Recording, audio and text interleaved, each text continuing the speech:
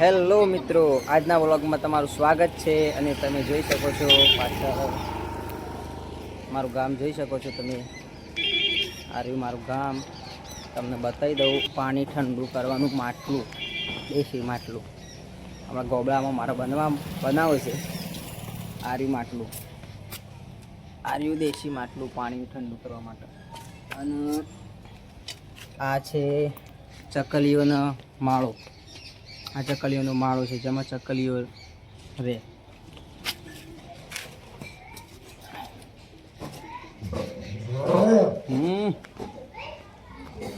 અને તમે જોઈ શકો છો ગોબડામાં મારા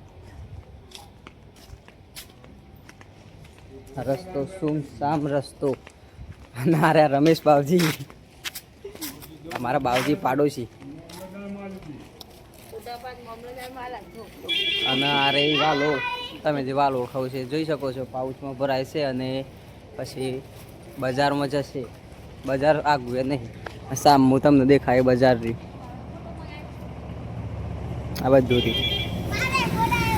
તો એ બજાર છે, તમે જોઈ શકો છો. અને આ આપણા નક્ષભાઈ આ પતંગ લઈને ઊભા છે, તમે જોઈ શકો છો. અને આપણે ચૂલા ઉપર ખાવાનું બને છે. આપણે આ રહ્યો દેશી ચૂલો, આ રહ્યો આ ગોબડાનો ચૂલો, તમે જોઈ શકો છો. આ રહ્યો ખલ, લસણ કૂટી દીધું, ડુંગળી, લસણ ને ડુંગળી કૂટી. બરા તમન્ના બેન છે.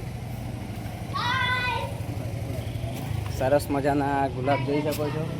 આર્યા ગુલાબ, આર્યા સરસ મજાના ગુલાબ.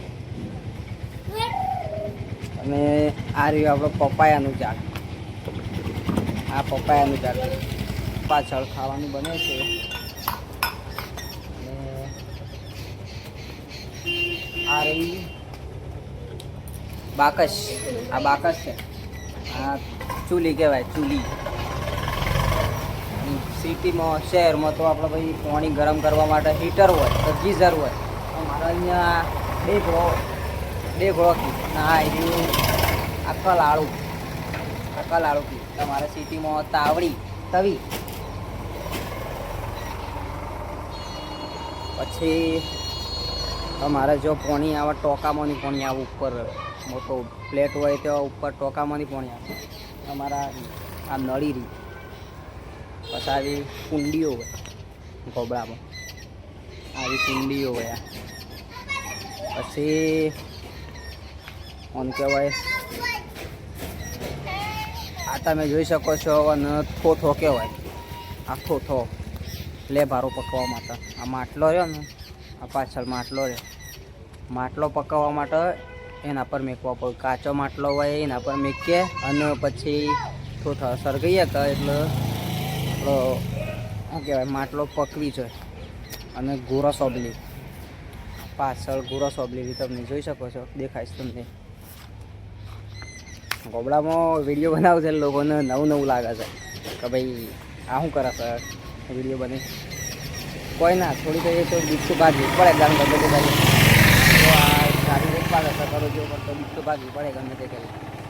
તો તમે જોઈ શકો છો પાછળ આ જે લીમ પેલી આ લીમ પણ કરેલું છે.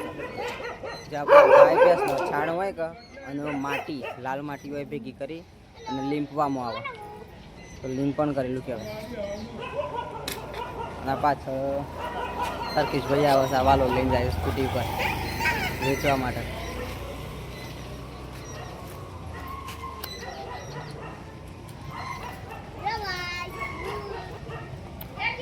તમને વિડીયો જોવા ગમતા હોય તો મારી ચેનલને લાઈક કરજો, સબસ્ક્રાઈબ કરજો અને બેલ આઇકન દબાવવાનું ભૂલતા નહીં. તો વળી પાછા મળીશું નવા વ્લોગમાં.